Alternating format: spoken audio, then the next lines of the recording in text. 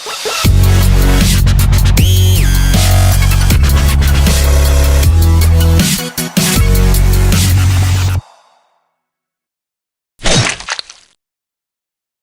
bahagia para pemirsa program Umito Umana di mana saja Anda berada. Senang sekali saya, Yakobus Dumupa, pembawa acara dalam program ini, kembali bertemu bersama Anda pada kesempatan ini. Sebagaimana biasanya, saya selalu mengundang para orang-orang tertentu yang saya nilai orang penting karena punya jasa, kemudian orangnya juga karena unik, dan juga kita bisa belajar banyak hal, dan orang-orang itu bisa menjadi inspirasi untuk kita semua.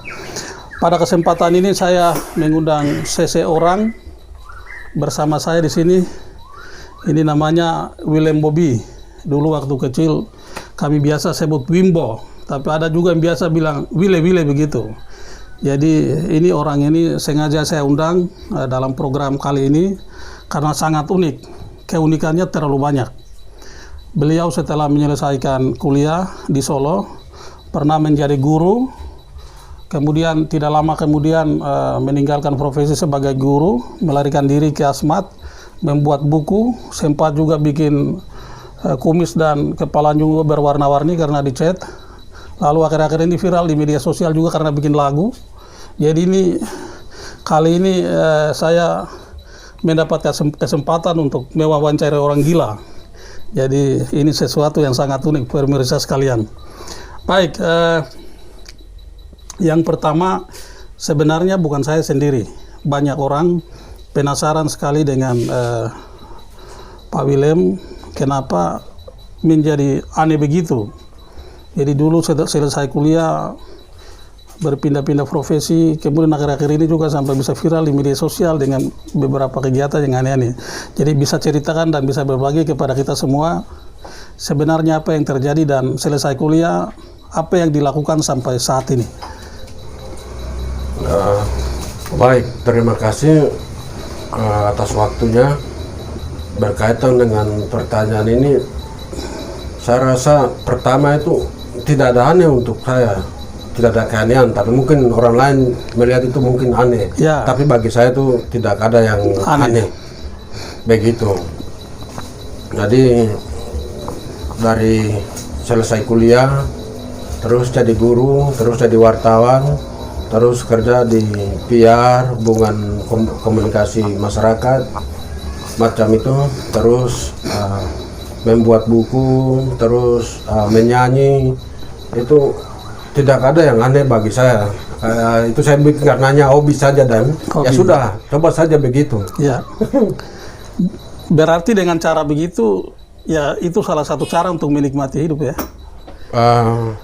Iya, karena saya pikir kita ini kan dibatasi oleh usia. Yang pertama, manusia, semua manusia kan tidak hidup sampai kekal atau seumur bumi. Ya. Tapi kan dibatasi oleh waktu, ada usia manusia itu tertentu, ada yang sampai 50, 60, 70 dan seterusnya, paling batas itu 100-an, macam-macam itu. Jadi hidup itu penting bagi saya, itu yang penting kembali ke diri sendiri pribadi yang bisa lakukan, dan itu karena hobi, jadi dinikmati. Mau bikin buku atau mau bikin yang lain, main gitar atau menyanyi, ya itu kembali ke masing-masing, dan nikmati dengan itu. Tidak saya jalan itu sebagai sebuah hobi yang saya nikmati, begitu.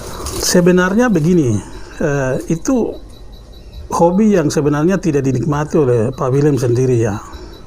Justru hal yang aneh, justru hal-hal itu memberikan manfaat bagi orang lain.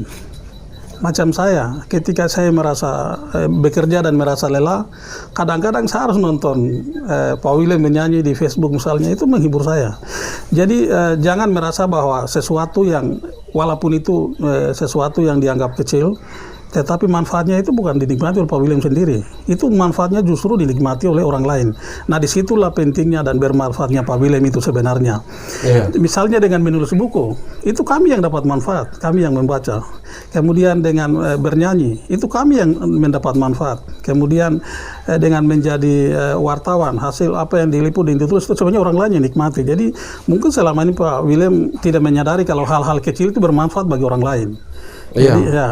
Iya memang benar itu bermanfaat, karena bermanfaat itu ya saya publikasikan artinya kan itu kan dinikmati oleh orang lain atas karya itu, terus apa yang bisa diambil nilai oleh orang yang nonton atau yang baca buku, dan itu memang benar sekali. Jadi yang saya hobi ini, saya lakukan satu hobi itu karena memang itu juga secara tidak langsung akan menjadi pengalaman atau menjadi pelajaran bagi orang lain. Semacam itu. Oke. Ada 2 buku yang Pak William terbitkan ya, kalau tidak salah.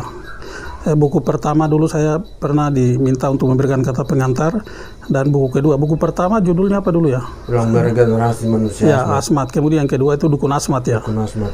Bisa ceritakan kepada para pemirsa sekalian esensi dari buku pertama dan buku kedua itu berisi atau mengulas tentang apa?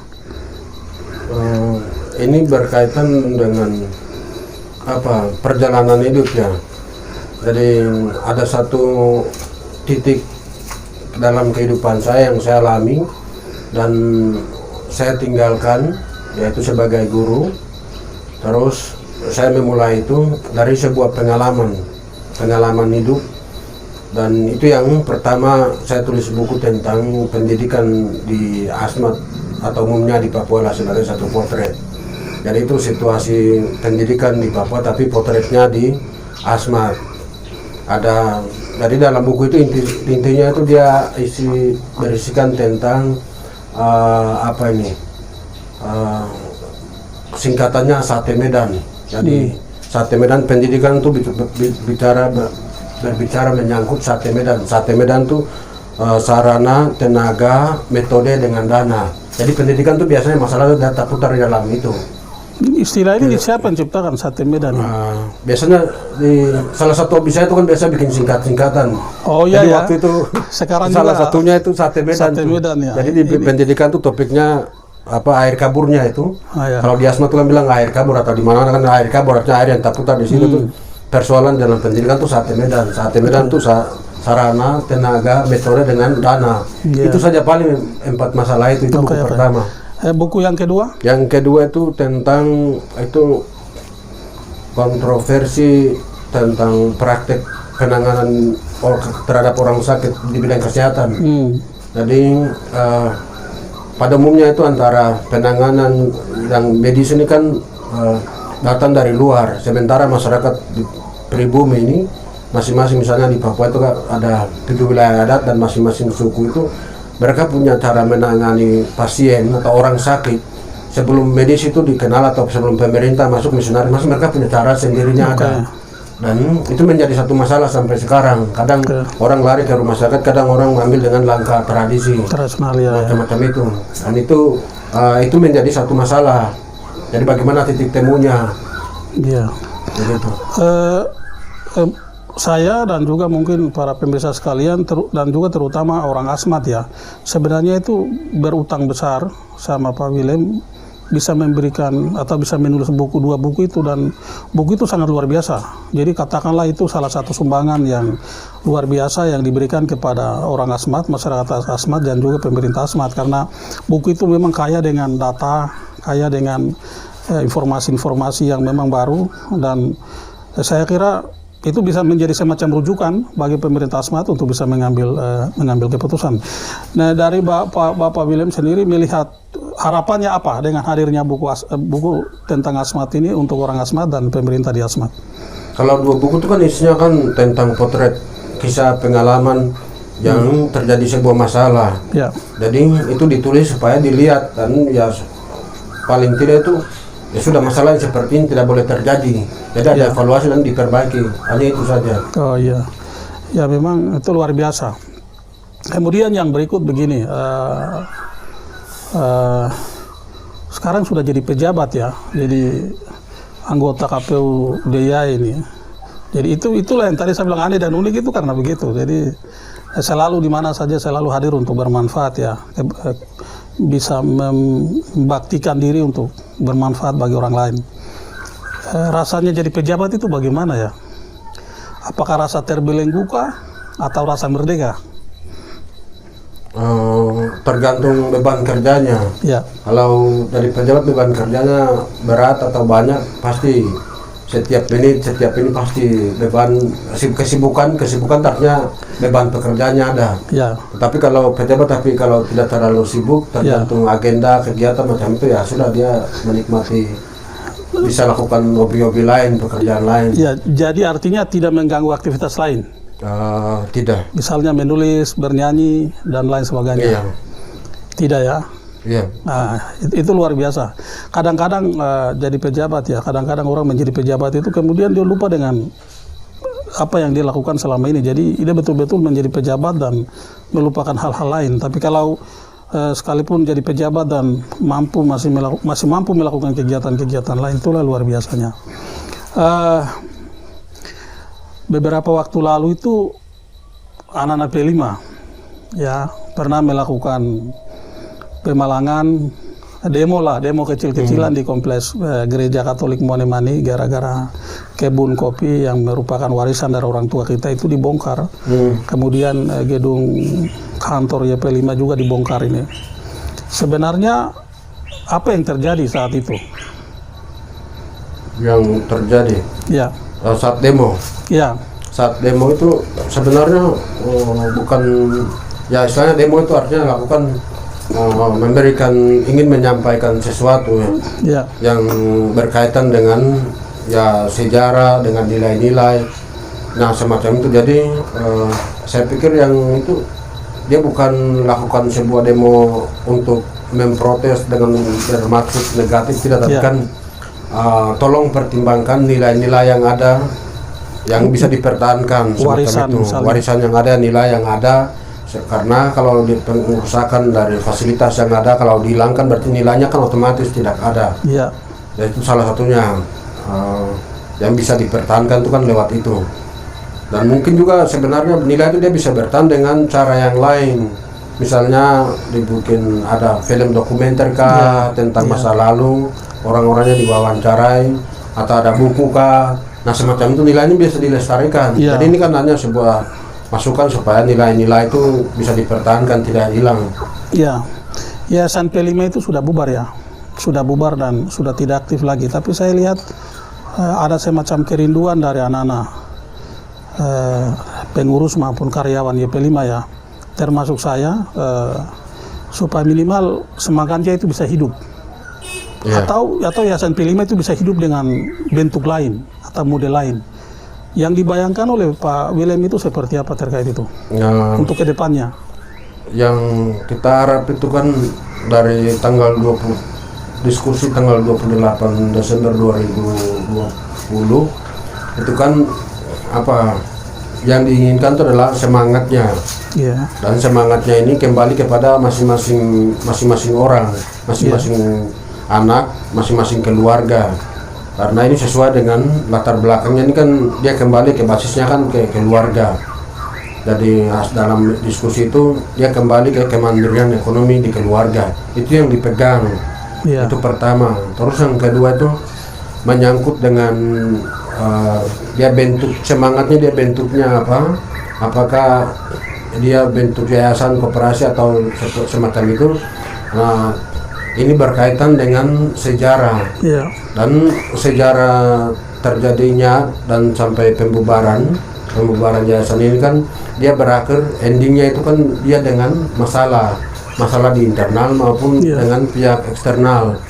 Maka ini tidak boleh diungkit, tidak boleh dalam bentuk harus hati-hati, jangan sampai terjadi masalah kalau barang yayasan dia hidup. Itu yang dikhawatirkan. Oke. Tapi sebenarnya kalau kita bisa sepakat ya, ini kan dengan adanya kesusahan hidup ya yang dialami oleh masyarakat akhir-akhir ini, kemudian masyarakat itu sepertinya merindukan harus ada semacam Yayasan P5 itu hidup kembali, terutama dalam aktivitas ekonominya. Tapi di sisi lain orang-orang yang punya semangat jiwa dan menjadi tulang punggung Yayasan P5 itu kan sudah tidak ada ya. Ada yang sudah lanjut usia dan sebagian besar sudah meninggal. Nah, saya lihat memang ada semacam semangat dari anak-anak pengurus maupun pegawai Yayasan P5 ini untuk bisa menghidupkan kembali Yayasan P5 itu. Jadi mungkin yang ke depan adalah yang penting dari pengurus, dari anak-anak pengurus maupun pegawai Yayasan P5 itu bisa menemukan modelnya, mau eksis tapi dalam bentuk yang seperti apa begitu. Kira-kira bagaimana terkait itu? Ya, yang tadi menyangkut endingnya dia dengan masalah ini artinya ketika dia muncul kembali ini kan ada sisi trauma di internal, ada trauma dan itu akan mengganggu semangat orang lain sehingga bisa dicari model-modelnya, mungkin namanya dirubah. Ya, maksud saya begitu. Namanya dirubah tapi semangatnya itu dia ada di masing-masing individu, keluarga. Kalau namanya diubah atau model-modelnya itu bisa didiskusikan sesuai dengan perkembangan situasi setempat. Tapi optimis tidak? Bisa hidup tidak dalam model yang lain? Dia sebenarnya dia bisa tumbuh. Nah, ini dia sangat berpotensi kalau dibanding dengan yang semangat yang lain, karena dia punya rekor sejarahnya panjang dan itu tidak hanya di satu kabupaten tapi kalau sekarang beberapa kabupaten. Jadi dia potensi sangat besar. Terakhir sampai ini kami masih bisa ikuti itu dia masih berpengaruh, sebenarnya dia bisa bangkit. Cuma hanya sisi traumatisnya ini yang harus dihindari. Baik. Ada hal lain. Ini terkait dengan terjadinya perubahan sosial ini. Kalau kita bandingkan dulu waktu kita masih kecil, zaman kita dulu ya, kita menghabiskan banyak waktu itu bekerja, membantu orang tua dan bermain, dan ke sekolah, dan ke gereja. Paling 3 itu, paling 4 itu ya. Kita ke sekolah, kita ke gereja, kemudian kita bermain dan membantu orang tua. Waktu kami itu habis untuk itu. Saya lihat rata-rata produk dari generasi itu cukup berhasil. Cukup berhasil bukan karena menduduki jabatan tertentu, tapi dengan kapasitas apapun yang kita punya, dalam posisi apapun kita masih memberikan kontribusi yang bagus untuk kehidupan ini. Coba bikin perbandingan, menurut Pak William bagaimana ini dengan kehidupan anak-anak sekarang ini? Antara dulu kita dengan sekarang ini sudah bagaimana sebenarnya ini? Ya, kalau dulu ya jelas perubahan sambil waktu berjalan ini kan perubahan di sosial, terutama di tingkat keluarga itu kan sudah mulai terjadi. Dulunya itu seperti tadi ada pulang sekolah, bantu orang tua belajar, tapi situasi sekarang ini tidak seperti itu. Anak itu pulang ke rumah atau pulang kemana, main dengan siapa, dan dia isi dengan apa itu orang tua sudah tidak di rumah, dan orang tua sudah tidak pantau ke anak lagi. Dan mungkin orang tuanya juga keluar juga tidak tahu kemana. Nanti malam mereka baru ketemu lagi atau tidak, anaknya jadi aibon atau apa. Itu dia, memang ini berubah sekali. Artinya masalah utama mungkin di keluarga ya? Masalah utama kembali ke keluarga masing-masing keluarga, karena anak itu kan pertama itu kan tanggung jawab kan orang tua. Ya, saya sering kasih contoh anak sekolah dulu dan sekarang itu. Kalau dulu itu kita tidak bisa melawan guru, bukan tidak bisa melawan, ketemu guru saja sudah takut ya. Kalau sekarang itu anak-anak sekarang itu ketemu Pak Guru itu, dan Pak Guru ada rokok kayak begitu. Jadi ini situasinya sudah berubah sekali. Jadi selain masalah dalam keluarga, terus masalah di sekolah bagaimana? Bagaimana pola pendidikannya, bagaimana perilaku guru maupun siswa di sekolah, sehingga anak-anak sekarang itu seolah-olah itu tidak bermutu. Iya. Pertama, sebenarnya saya bukan seorang guru untuk sekarang ini, tapi sebelumnya saya pernah jadi guru itu sekitar 14 tahun lalu di sekolah. Dan kalau ikuti perkembangan, memang cara belajar secara nasional juga kan dia berubah. Dia berubah dari tahun ke tahun, sistemnya berubah, dan di situ tenaga pendidik dan kependidikan juga tuh mereka harus penyesuaian, belum lagi di tingkat bawah. Jadi ini faktor pertama. Yang kedua menyangkut dengan faktor perkembangan, kemajuan yang terjadi di daerah. Dulu itu masih sepi di kampung atau di daerah itu masih sepi, sehingga fokus perhatian ke anak, lalu anak pergi sekolah dan dia ikut pelajaran di sekolah, lalu guru masih kasih PR apa itu, ya sudah itu masih bisa dikontrol. Ya. Sekarang ini susah. Ya. Susah kalau dikasih pekerjaan. Salah satunya itu HP. Ya. HP ini ya sudah anak-anak lebih banyak bukan prioritaskan ke buku, tapi sekarang HP. Ya. Jadi antara buku, ada banyak buku yang di-download atau akhirnya ketertarikan anak tuh ketika HP dibelikan HP itu dia mau beli HP, dia mau fokus ke bukunya yang ada buku elektroniknya di dalam atau PDF kan begitu. Ya. Dia tidak fokusnya ke situ, tapi HP. Ada selain itu kan ada HP yang menawarkan ada game, ada sosial media. Ya. Jadi itu juga terganggu dari di lingkungan sekolah ini. Ya. Seperti itu. Ya. Akhir-akhir ini saya lihat Pak Willem ini banyak lawak ini di media sosial itu. Jadi ada lawak apa itu? Oh, satu yang Lawak Monemani kan? lawak Monemani Di grup itu. Coba jelaskan dulu sama kita semua ini. Kenapa ada lawak Monemani itu? Ini kan yang bikin grup harus jelaskan nih lawak Monemani. Iya, lawak Monemani itu memang itu apa ya? Saya lihat kembali perjalanan hidup, terus masa lalu, terus dengan perkembangan sampai sekarang ini. Dulu sebelum ada kabupaten dengan sekarang itu dia perubahannya beda. Perubahan tuh kalau dulu itu anak-anak di sekitar Moane atau di Lembah itu mereka suka humor, baku gara, tapi bukan baku garanya kan tidak serius. Itu misalnya, ada. Eka Kamelia kayak. Nah, salah satunya itu nama kasih nama kepada orang lain sesuai dengan perbuatannya, perilakunya semacam itu. Dan itu menjadi sebuah lucu. Itu dulu. Tapi sekarang ini dia berubah. Saya ikuti di media sosial, di Facebook atau di mana itu, semua isinya itu tegang semua, emosi, yang baku kritik lah, beginilah begitulah semacam itu. Ya. Dan ini saya bilang di sisi lain tuh yang seni yang ada, yang suka humor, tertawa, itu dia hilang. Sehingga itu diciptakan di Facebook supaya ya sudah, silakan juga di tempat ini kamu humor sesuai dengan aslinya, maka itu ada peraturan juga di situ. Jadi yang mau posting itu harus yang ada lawaknya, yang ada ciri khasnya sendiri, seperti itu. Jadi itu diciptakan ruang untuk orang berkreasi dengan lawak yang dulu di dunia nyata, yang ini di dunia maya, tapi tetap gayanya tetap sama. Sehingga orang tidak hanya Facebook itu digunakan untuk mengkritik atau membahas atau menjelekan atau memaki-maki orang atau apa begitu, tidak, tapi bisa digunakan juga untuk kita tertawa. Ya. Seperti itu. Ya, salah satu yang saya usulkan di grup itu kan kita main kasti toh. Ya. Jadi nanti ada pertandingan bola kasti yang lahir dari tahun 70-an lah dan 80-an ya. Iya. Kalau 90-an kan dulu sudah tidak kenal kasti lagi. Iya. Jadi bagaimana? Kita main kasti kan tidak? Itu bisa. Yang itu yang saya ada pas menurut saya tuh kalau di bahasa itu bilang kalau mau main kasti lomba itu kan ada regu perempuan atau regu kalau lomba antar laki-laki. Jadi kalau perempuan itu saya pikir mereka harus main dengan itu pini pop, makanya kayak pakai pop yang pendek. Itu baru saya nonton, kalau tidak.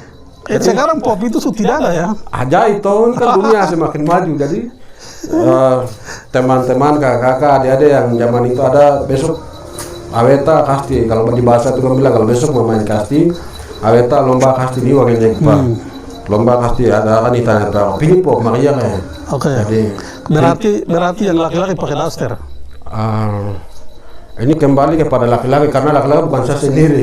Nanti ada yang protes jadi begitu. Itu harus jadi itu. Jadi kalau kita sudah umur di dunia maya, di grup lawak Monemani, ya di dunia nyata kita harus main bola kasti. Karena bola kasti itu sesuatu sangat asik sekali.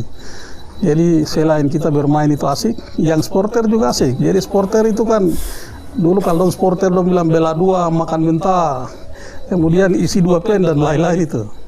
Jadi sebenarnya itu memberikan orang semangat dengan hal yang sederhana. Yeah. Terus yang ini kita semua sudah sepakat. Pasca tahun depan itu mau salibkan Willem Bobby di Tetode.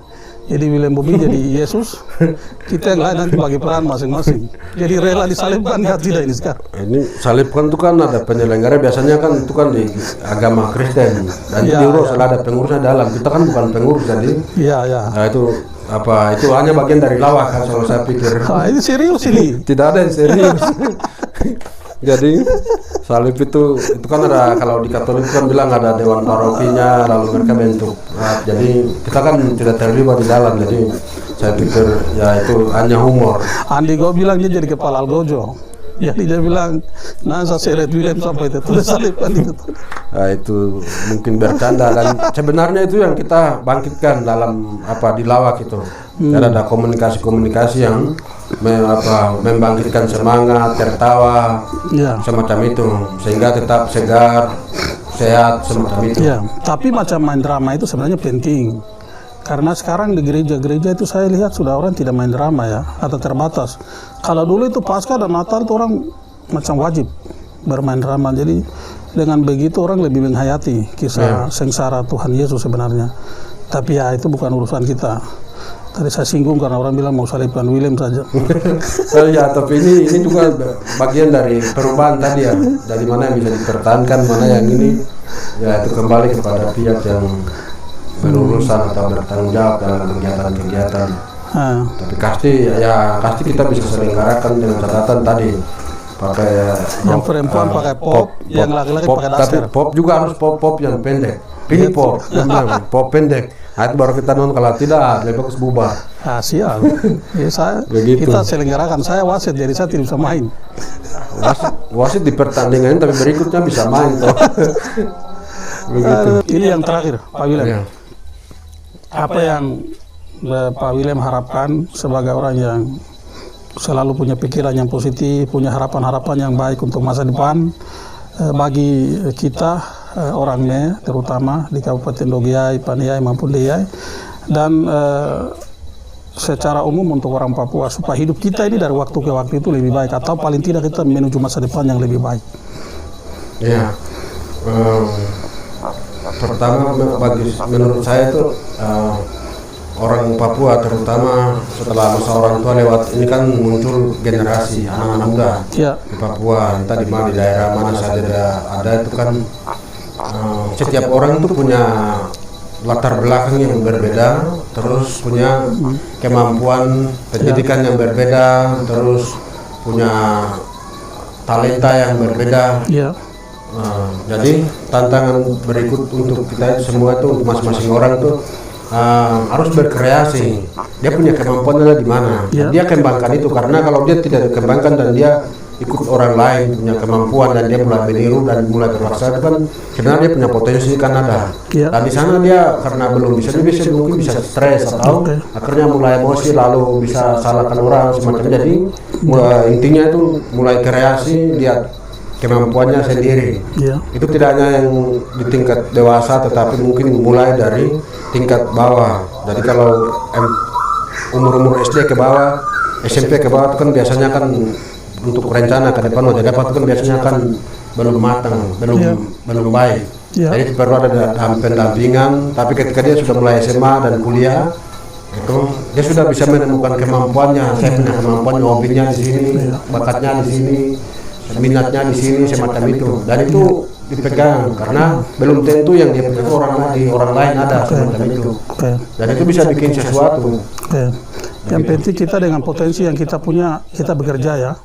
Kita bekerja, jadi ya mudah-mudahan apa yang menjadi harapan ini menjadi harapan kita semua, sehingga kita terus berjuang supaya hidup kita dari waktu ke waktu itu bisa menjadi baik.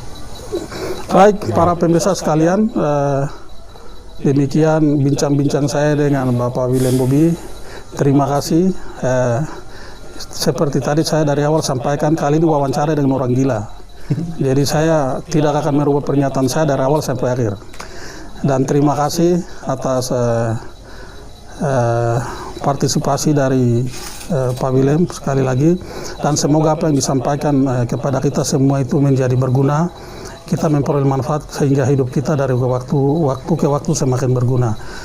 Dan akhir kata, salam bahagia, Tuhan memberkati kita semua.